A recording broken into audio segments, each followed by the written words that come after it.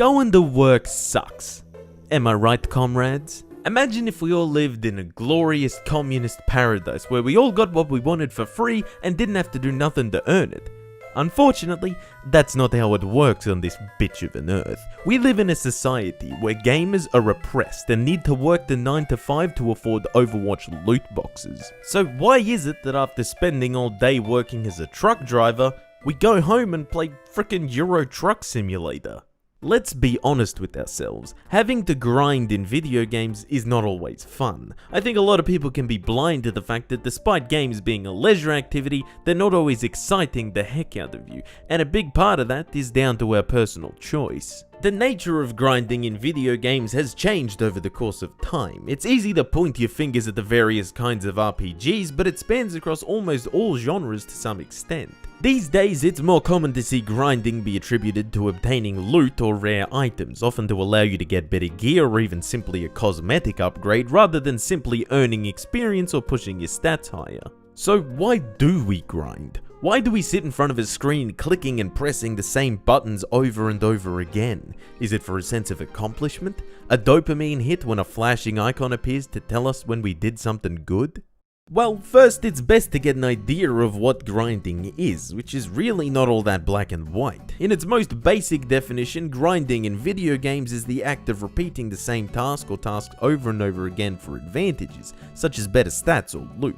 But grindiness can be on many different levels and can be of many different types, more than simply fighting the same enemy over and over again to get better stats. You could be out collecting resources, you could be throwing yourself into a dungeon over and over again, you could be playing the absolute shambles that is Cube World. It can also play a more secondary role, perhaps with a currency or experience system that allows you to slowly unlock new gear or cosmetics, or, in a competitive sense, a rank that you'll be trying to improve.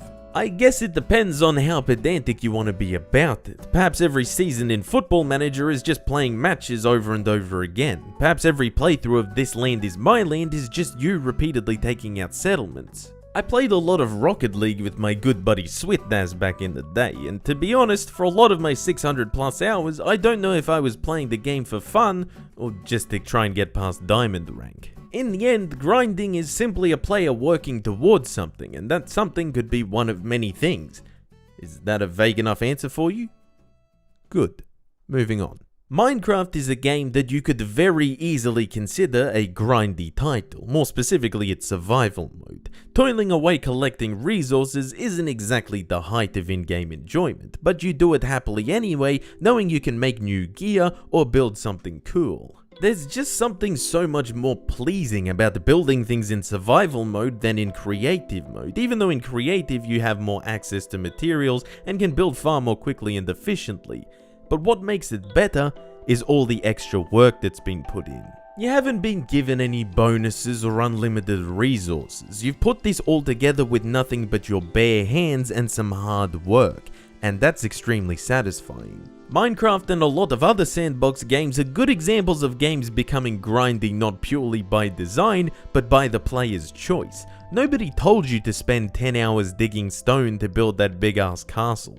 You did it on your own volition, despite how mind-numbingly monotonous it was.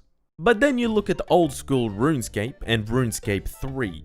RS3 is commonly referred to as Easyscape, considering how ridiculously easy it is to level up. All you gotta do is open some lamps and you basically just get free XP. Or another classic example is the change in the XP share in the newer Pokemon games, where it will dole out experience to the entire party rather than just 2, leaving you massively overleveled for the entire game with minimal grinding.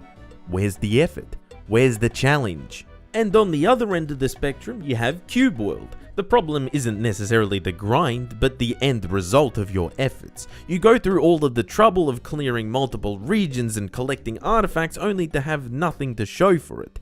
Unless you consider 3% faster swimming speed a fair reward for 20 hours of gameplay. It is inherently satisfying as a human being to put effort into something and then have something to show for it afterwards, whether that's earning money at your job, making shitty video game analysis on the internet, or playing video games. That's not to imply that games need more grinding, but that they need to find the right balance. A player should not feel obligated to sit around killing enemies for hours after each chapter for monotony's sake, but also also shouldn't breeze through the game beating everything first try, otherwise you don't feel like you earned it. I think that first-person games or any title where you're actually in total control of your character have the potential to feel less grindy, as they'll usually be more interactive. Spelunking through caves in Minecraft when you're digging for ore can be more exciting, as there's a sense of exploration and is more engaging through having to fight off the mobs that you'll inevitably encounter. Take Monster Hunter and Runescape, two games where you will often have to fight the same creature over and over again to progress further.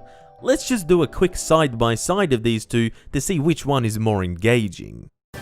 Oh boy, here we go. It's time to die, you big dragon fuck. Wait, what? Now there's two of them? What is this bullshit? Oh, you see, my favorite part is when you get to click on the cow. If you're gonna make a player do the same or a similar task repeatedly, you should aim to make it a worthy spectacle or to shake things up a little. Modern game development has come up with ways to help beat the grind, such as procedural generation found in many sandboxes and roguelikes. But if there's another thing that modern game development has come up with regarding grinding, it's making it purposefully repetitive and unnecessary. Not to segue into one of my classic communistic rants or anything, but we live in a society where people pay to not play games. The mobile game market is absolutely rampant with this sort of thing, and other than the fact that it simply cannot compete with desktop or console gaming in terms of depth and application across most genres, it's one of the reasons that I stay the hell away from it. Fuck you, Raid, I'm not letting you sponsor me. But hey, scummy mobile developers are far from the only ones who pull this kind of stunt. There are plenty of scummy desktop and console developers out there too. Take Rockstar and the shit show that is GTA Online. You can either repeat each heist 300 times to save up for one cool car, or you can spend $50 on a shark card to get it instantly. They wonder why so many people hack in money. But I mean, we can't talk about this kind of thing without mentioning the king of scumbaggery, EA. You only have to look at the absolute money train that is FIFA Ultimate Team. I mean, why actually play the game to earn coins and buy packs when you can just use real money? And don't even get me started on the shit they tried to pull with Battlefront 2. Although some developers have taken it upon themselves to malign grinding with in-game purchases and paywall shortcuts, it doesn't mean that repetition in video games should be completely thrown out the window.